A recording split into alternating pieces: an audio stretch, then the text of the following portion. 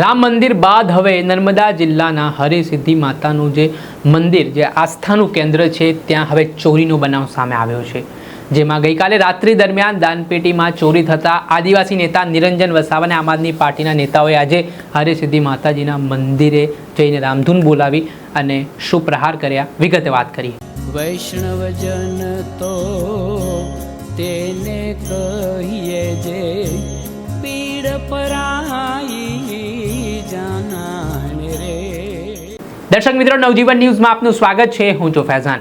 આજથી થોડાક સમય પહેલા રામ મંદિરમાં દાન પેટીમાં ચોરીની ઘટના સામે આવી હતી।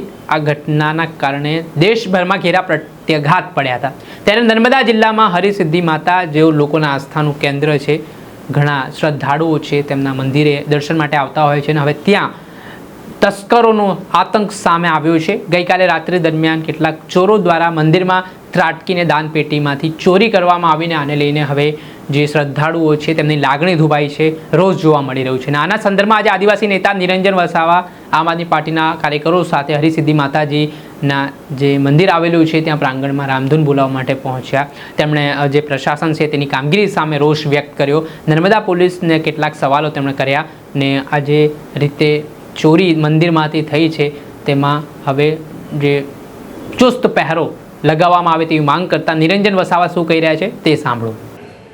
અહીંયા લાખો શ્રદ્ધાળુઓ અહીંયા ગાડી આવે છે આખા વર્ષ દરમિયાન અને લાખો રૂપિયા દાનપેટીમાં પડે છે, પણ નર્મદા જિલ્લાની પોલીસ હોય, આ અહીંયા ગાડી જે ટ્રસ્ટીના જે પ્રમુખ અને મંત્રીઓ છે એ લોકો આ બાબતે શું ધ્યાન આપે છે?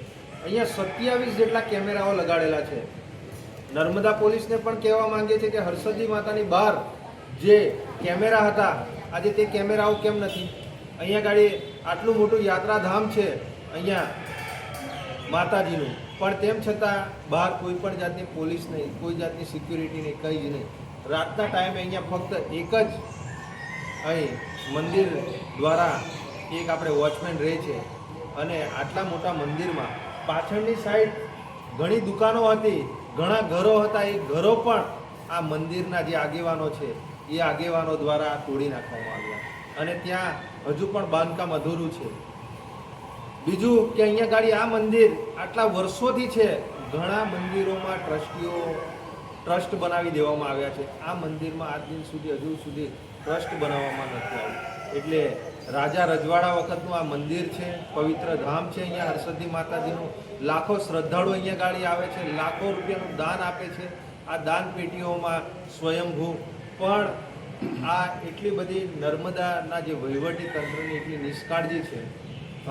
જે પણ કોઈ ચોરે અહીંયા ગાડી ચોરી કરી છે એની તટસ્થપણે તપાસ કરવામાં આવે અને વહેલામાં વહેલી તકે આ હરસિદ્ધિ માતાના મંદિરમાં એવા ટ્રસ્ટ અને એવી કમિટીની રચના કરવામાં આવે કે જેથી કરીને આ જે મંદિરના જે લોકો દાન આપે છે લાખો રૂપિયાનું, એ દાનનો એક રૂપિયાનો વ્યવસ્થિત હિસાબ થવો જોઈએ।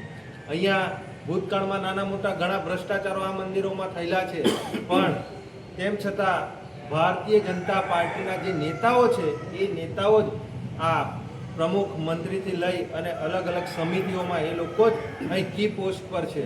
એ લોકો જ અહીંયા જે ગુજરાત હોય કે આખા દેશનો વહીવટ અને ખાસ કરીને આ નર્મદા જિલ્લામાં આવેલું હરસિદ્ધિ માતાનો મંદિરનો વહીવટ પણ આ ભારતીય જનતા પાર્ટીના નેતાઓ જ કરે છે। રામ મંદિરમાં લાખો કરોડો રૂપિયાની ચોરી થઈ, હજુ તો તેનું નિરાકરણ નથી આવતું અને આ હરસિદ્ધિ માતાના મંદિરે પણ આજે અહીંયા ગાડી આ દાન પેટીની ચોરી થાય તો શું ચોકીદાર જ ચોર છે? એક ચિંતાનો વિષય છે। આની નર્મદા પોલીસ અને વહીવટી તંત્રને પણ કહીએ છીએ કે તટસ્થપણે અહીંયા ગાડી તપાસ કરવામાં આવે અને અહીંયા ગાડી 24 કલાક પોલીસની નિગરાણીમાં આ મંદિરનું આખું તંત્ર અને વહીવટી તંત્ર અને અહીંયા સીસીટીવી કેમેરા પણ બહાર મૂકવામાં આવે, જેવી રીતે અલગ અલગ ચેકપોસ્ટો પર તમે મૂકો છો એવા નિરંજનભાઈ વસાવા, આમ આદમી પાર્ટી નર્મદા જિલ્લા પ્રમુખ। જે આપણે સાંભળ્યા હતા આદિવાસી નેતા નિરંજન વસાવા, તેમણે જણાવ્યું કે જે આ મંદિરમાં દાન પેટીમાં ચોરીનો બનાવ બન્યો છે તે મામલે એક કમિટીનું ગઠન કરવામાં આવે, તપાસ પંચ બેસાડવામાં આવે અને આ પ્રકારની ઘટનાઓ ભવિષ્યમાં ન થાય તે માટે મંદિર પ્રશાસન તકેદારી રાખે। દર્શક મિત્રો, આવા જ વિડીયો જોવા માટે નવજીવન ન્યૂઝ જોતા રહો, લાઈક કરો અને વધુમાં વધુ શેર કરો.